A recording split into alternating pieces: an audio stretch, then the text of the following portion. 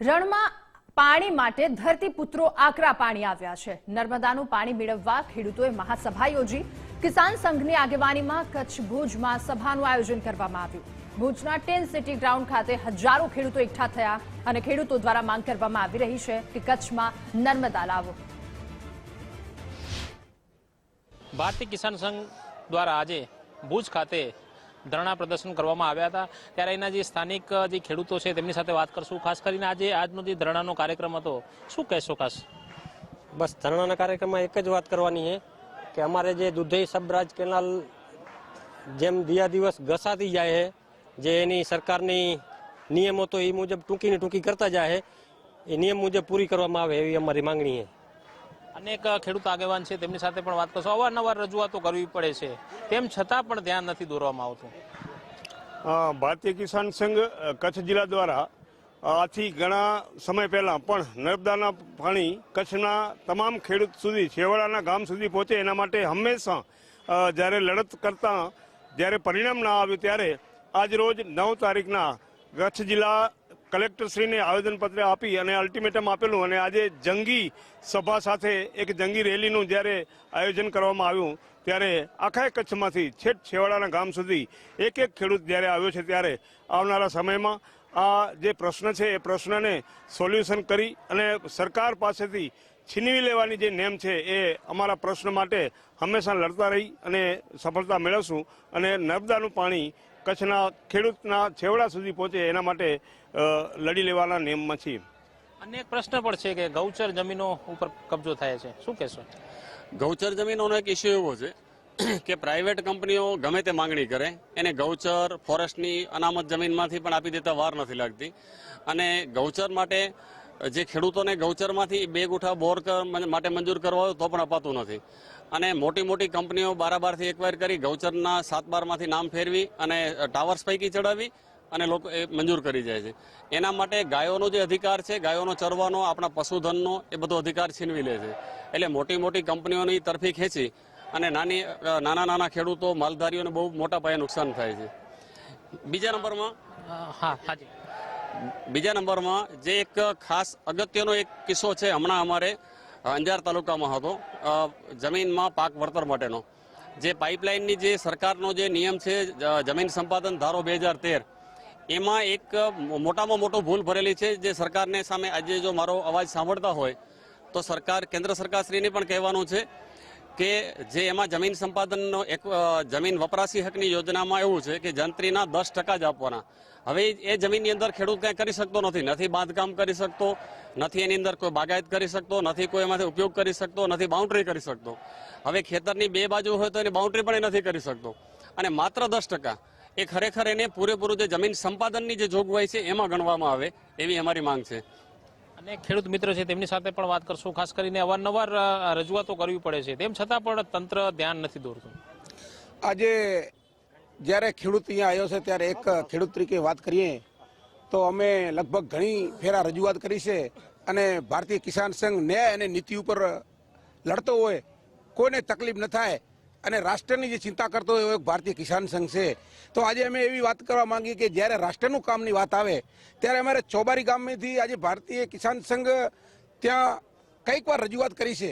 ત્યાંથી નર્મદા કેનાલ નીકળી અને નર્મદા કેનાલ કચ્છ માટે નીકળી ત્યારે હું ખેડૂતોને વળતર નથી મળતી, એના માટે રજૂઆત ખૂબ કરી પણ ખેડૂતે બધી વિચાર કર્યો કે ભાઈ આ કચ્છમાંથી જો કેનાલ આગળ નીકળી જાય અને જો આગળ કચ્છને પાણી મળે તો આની અંદરથી લાખો ખેડૂતોને ફાયદો થશે। તો એને માટે કેનાલ નીકળી ગઈ પણ અહીં 90 ખેડૂત વળતર વિના રખડે છે। આજે અમે રજૂઆત કરી છે, એની ખેડૂતને અધિકારીના ભૂલને કારણે એને વળતર મળી નથી। એવો પ્રશ્ન બીજો, વાંઢિયા કેનાલ આજે લગભગ 14 વર્ષે એના ખોપડા નીકળી ગયા છે અને એ કેનાલમાં હજી સુધી પાણી પહોંચ્યો નથી। એની કાલે અમે એની મુલાકાત લઈને આવી રહ્યા તો અહીં એનું રોડ કોર્પોરેશનની જે કામ છે, રેલવે નીકળી ગયો અને રોડની એની અંદર જે કામ ચાલુ છે એ ધીમી ગતિ ચાલે છે। હવે આને જો સમયમાં હાલશે, આવું નવું પોઝિશન રહેશે તો અહીં અમને નથી લાગતો કે આવનારા સમય લગન અહીં આ કામ પૂરું થાય। આવા પ્રશ્ન તો ખૂબ છે પણ જ્યારે ક્યારેય પ્રશ્ન ન ઉકેલ્યા ત્યારે અમારે બધાને આવવું પડ્યું અને આ તપતમાં જે મારા વાલા ખેડૂત મીઠા જે આ તપતની અંદર ઊભા રહ્યા અને આ ગરમીની અંદર જે રહે સુવિધા વગર પોતાને ખર્ચે આવ્યા, કોઈ પોલીસની પ્રોટેક્શન વગર જ્યારે અહીંયા ઊભા રહ્યા ત્યારે ધન્યવાદ હું ખેડૂતોને આપું અને મીડિયાને પણ ધન્યવાદ આપું છું કે આવી વાતને વાચા આપે। ખાસ કરીને અવારનવાર જે પ્રશ્ન આવતો હોય છે ખેડૂતો માટે તેમ છતાં પણ નિરાકરણ નથી થતું. નર્મદાની વાતો કરવામાં આવે છે, પરંતુ નર્મદા હજી સુધી પણ પહોંચી નથી અમુક જગ્યાએ. શું કહેશો? વાત કરીએ તો સરદાર સરોવર બાંધ જ્યારે નિર્માણ કરવામાં આવ્યું ત્યારે એનો ઉદ્દેશ હતો કચ્છને છેવાડાના ગામ સુધી પાણી પહોંચાડવામાં આવે. આ સરહદી વિસ્તારમાં વારંવાર સરકાર દ્વારા બજેટમાં રકમ જાહેર કરવામાં આવે છે, તેમ છતાં હજી સુધી જે રેગ્યુલર પાણી છે એ પણ નથી પહોંચ્યું. ત્યારે વધારાનું જે પાણી છે એ ક્યારે પહોંચશે એ પણ એક યક્ષ પ્રશ્ન બનીને ઊભું છે. અને સરહદી વિસ્તારમાં જમીનો પુષ્કળ પ્રમાણમાં છે પણ પાણી નથી. પાણી વિના ખેતી કરવી ખૂબ જ મુશ્કેલ છે. ત્યારે જો સરકાર પાણી સમયસર આપે અને નર્મદાના પાણી જો અહીંયા પહોંચે તો આ વિસ્તારની કાયાકલ્પ થઈ શકે છે અને ખેડૂતો મબલક ઉત્પાદન લઈ અને સરકારના ભંડાર ભરવા સક્ષમ છે. ત્યારે ભારતીય કિસાન સંઘ વતી આજે જે રજૂઆત કરવામાં આવી છે કે નર્મદાના પાણી કચ્છને મળે અને છેવાડાના ખેડૂત સુધી પાણી પહોંચે અને ખેડૂત સમૃદ્ધ થશે અને ખેડૂત સમૃદ્ધ થશે તો દેશ સમૃદ્ધ થશે, એ વાત લઈને આજે રજૂઆત કરવામાં આવી છે. ખાસ કરીને આજે રજૂઆત કરવામાં આવી છે ત્યારે તંત્ર તરફથી કેવો સહકાર મળ્યો છે? ત્યારે આજ સુધી રજૂઆત કરવા માટે તંત્રથી અમને કોઈ સહયોગ મળ્યો નથી. જો તંત્રની જો વાત કરીએ તો અમને પૂરી મંજૂરી પણ મળી નથી. આ તો અમારી વાત લઈ માટે આજ કચ્છના મુખ્ય મથક ભુજ મધ્યે અમારી વાત રજૂ કરવા માટે અમે આવ્યા છીએ. જ્યારે કચ્છના માટે પાણી નથી ફળવાય છે તે પણ એનું અડધો એમએ પાણી ફળવાનું છે. હજી અમારો 1 એકર મિલિયન ફીટમાં અડધો એમએ પાણીની મંજૂરી લેવાની પણ બાકી છે. આગામી સમયમાં જો કચ્છને બચાવવું હશે તો પાણીની આવશ્યકતા જરૂર છે. આપ પણ જાણો છો અને આપણે મીડિયાના માધ્યમથી અમને કહીએ છીએ કે કચ્છ એક સરહદી જિલ્લો છે, બાજુમાં દુશ્મન દેશ છે અને કચ્છને જો આ વખતે જો પાણી માન્યા થયા તો આવતા સમયમાં અમે ઉગ્ર આંદોલન કરી અને વિવિધ પ્રકારના કાર્યક્રમ આપી અને અમારી વાતને વાંચવા માટે વાતને વાચા આપવા માટે અમે બુલંદ અમારો અવાજ ઉઠાવશું. અને તંત્ર વાત નહીં સાંભળે તો અમે કચ્છના દરેક ખેડૂત અને માલધારી સુધી પહોંચી અને મારી વાત રજૂ કરશું. બીજા નંબરમાં ભારતીય કિસાન સંઘની રીતિનીતિ. તો ભારતીય કિસાન સંઘ એ પ્રકારનું સંગઠન છે, સૌથી પહેલાં એ રાષ્ટ્રનું વિચારે છે, કારણ કે રાષ્ટ્રનો છેલ્લો જિલ્લો છે. આ વખતે જો રાષ્ટ્રના છેલ્લા જિલ્લામાં જો તંત્રે ધ્યાન ન દીધી તો આ ખરેખર તો ખેડૂતોને તો માલધારી નુકસાન તો છે જ, પણ આવતા સમયમાં નેક્સ્ટ એક દેશને પણ એક મોટું સંકટ ઊભું થવાનું છે. દુશ્મન દેશ બાજુમાં છે અને અન્યથા લોકો હિજરત કરશે તો અહીંયા સરહદ ઉપર જે લોકો રહેવાના છે એ લોકો રહેવા લાયક નથી. તો કચ્છના પશુધન અને ખેડૂતોને બચાવવા માટે, કારણ કે કચ્છની અંદર બધું છે, એટલા પુષ્કળ પ્રમાણમાં વિપુલ પ્રમાણમાં ખનિજ છે પણ એ નથી તો એક પાણી નથી.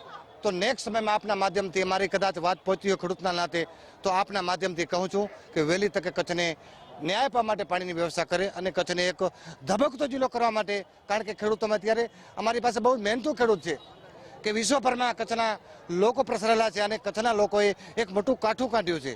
કોઈ પણ ગલ્ફ કન્ટ્રી હોય ચાહે આજુબાજુના દેશો હોય પણ અમારા કચ્છના એક સક્ષમ ખેડૂતો છે અને ખેડૂતોમાં ખેતી કરવામાં પુષ્કળ ધગશ છે. તો આવતો સમયમાં પાણી મળે તો કચ્છમાં એક કાશ્મીર બનતા વાર નહીં લાગે. બે રીતે કાશ્મીર, જો પાણી મળશે તો પણ કાશ્મીર બનશે અને પાણી નહીં મળે તો તમે તમારી ભાષામાં તમે સમજી જાઓ કાશ્મીર બનતા વાર નહીં લાગે. તો વહેલી તકે તંત્રને અમે ધ્યાન દોરીએ છીએ કે વહેલી તકે કચ્છના પાણી મળવા માટે ધ્યાન આપે. અસુ તો આમ જોવા જઈએ તો સમગ્ર કચ્છ જિલ્લામાંથી મોટી સંખ્યામાં ખેડૂતો આવ્યા છે અને તેઓની પણ એક જ માંગ છે કે કચ્છમાં તાત્કાલિક નર્મદાનું પાણી મળવું જોઈએ. કેમેરામેન મુનાફ સાથે કૌશિક છાયા, ગુજરાત ફર્સ્ટ, કચ્છ.